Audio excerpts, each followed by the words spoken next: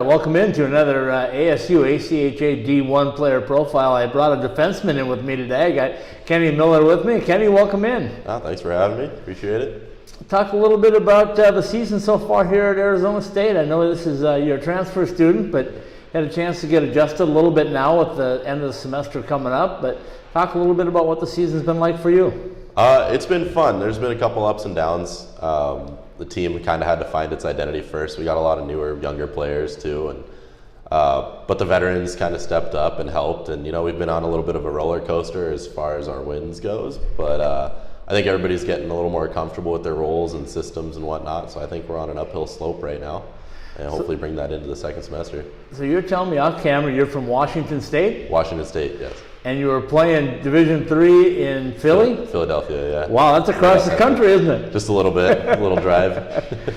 So tell me what it's been like adjusting from Division III NCAA to ACHA D1. To be completely honest, it wasn't a huge adjustment. There's a lot of misconception there, I think, where they think just because it's NCAA, it's 10 times better. Right. And I think Division III NCAA and ACHA Division I are pretty comparable. I know for a fact there's teams in this league that would beat teams in that league and vice versa. But it wasn't too big of an adjustment, to be completely honest. It was just more of a matter of getting comfortable with the new team right away and the new coach, which wasn't difficult. The coaches have been helpful. The team's been helpful. Everybody gets along great. So it wasn't too much of an adjustment.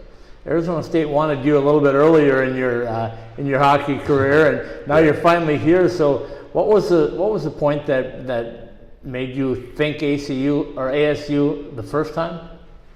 So when I was coming out of juniors, my 20-year-old year, I was aging out. I'd talked to them a little bit, and I just decided to go with the NCAA route. And they actually gave me another call at the end of last season and asked if I'd changed my mind, and I put them into consideration. When I decided that I was going to trade schools or transfer schools, it just worked out really well, budget-wise and close to home too. The weather, you can't complain about that. It'll be nice not playing in negative degrees. So it was nice. I think it fit me really well. So talk a little bit about the transition on the ice. You didn't play for Coach Green, obviously. Last year he was at the D2 level and you weren't here. Right. But he took over this program. What's it been like, and what have the guys told you about Coach Green, and has he been what you expected?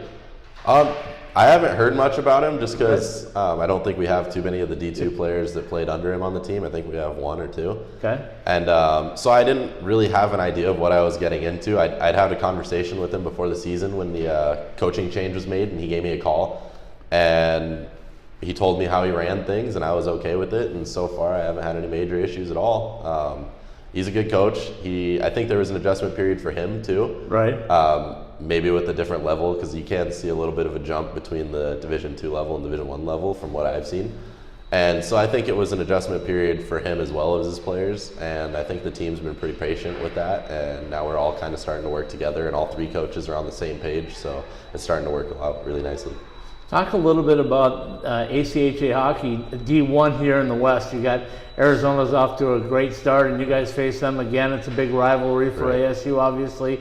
UNLV's playing well. Right. Grand Canyon's coming up to D1 next year. But is that what you thought about hockey in the Desert Southwest, that it was this competitive? I did not expect it to be this competitive, and it's actually pretty cool to see that out in the desert there's teams going this hard in this league, and it's fun. It's a lot of fun. They're really competitive, and it's a lot of fun when we succeed too. I mean, we've had our ups and downs, but we upset UNLV a couple weeks ago. And, I mean, games like that are what makes it fun, and especially with our rivals at Arizona, but especially playing them this weekend. This whole week's about preparing for that, and everybody's getting real excited for it. And a lot of the veterans know what that rivalry means to them personally, and I think the rest of the team is kind of understanding that and starting to buy in. So it'll be a good weekend for sure. It'll be a battle. So we talk about your season, and you guys jumped on the road early. Right. And one of the benefits of jumping on the road early, if there is such a thing, is that you get to play at home the second half. Exactly. So as you were learning to come together with a new coach and with new teammates, how important was it to get that road trip out of the way early so you can come together in the second half? I think it was real important. Obviously, it's tough on the team and the bodies. We've faced a lot of injuries, and we're kind of battling through that right now, getting out of all the road trips. Yeah. But I also think it was pretty good for us.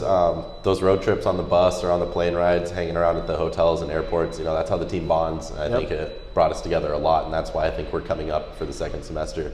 We're on an uphill drive, so I think it helped a lot.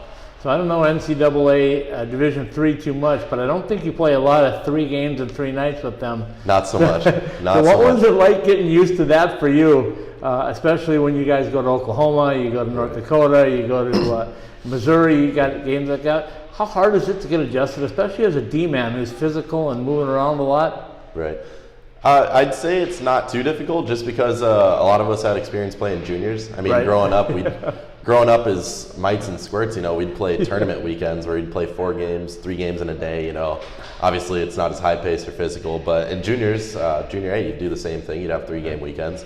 It was definitely a little bit of adjustment from Division III just because you're not playing as many games, and it's a lot easier on the body. Right. We only played 25 games or 26 games last season, and then this season we're in the 40s, I believe. Yeah. So it's a lot different. It takes a toll on the body, but I don't think it was too difficult.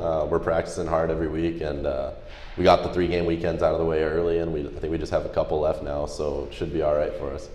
So we look at the ACHA polls, and a lot of people look at the polls and go, they don't mean anything. But at ACHA D1, they mean something, right? Because you got to be in that top 20 to make 18 maybe with the auto bids. Right. So you got to move yourself up. You guys are back in there now at 25, and what's it going to take, do you think, in your mind, to get yourself up and solidify a national tournament spot?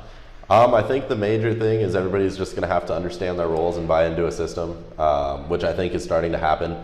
Everybody's playing their positions a little bit better. They're doing their routes better. They're doing the plays that we set up better.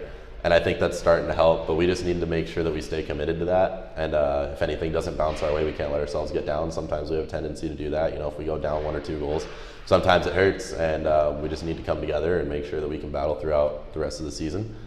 And I don't think it's going to be a problem for us if we can all stay and buy into that. I think we'll be on an uphill slope the whole time. So we talked rivalry week coming up. You've already had a chance to play those guys a couple of times. Right. Was it what you expected when people told you, hey, this is a big rivalry? It wasn't. I heard all the stories, there's Right. the YouTube videos and stuff of how gritty it gets, and I was excited for that. And it wasn't as bad. I think it's because both teams lost a lot of veteran players. Right. And so that hatred, I guess you could say, wasn't really there. But I think it's back now, especially when we realize that we need to start winning some games if we want to go to nationals. And so it's going to be real exciting. But I have fun with it either way. I know it's a battle, and when the coaches hype it up as a rivalry and they talk about the history behind the rivalry, it makes it real fun. So ASU football went down to Arizona over Thanksgiving weekend and got the Territorial Cup back. Right. You guys are battling for that as well. Right. How important is it for you guys to get that cup back here in hockey? I think if you ask some people, it means more than our season. Right. Especially if you ask the coaching staff, or Brown came into the locker room and explained a little bit of history about it too. And I think people understand how important it is, and it's personal. So we need that cup back. Kenny, I appreciate the time. Good luck this weekend. Good luck the rest of the way, and let's get you guys into that national tournament. Sounds like a plan. Thank you very much.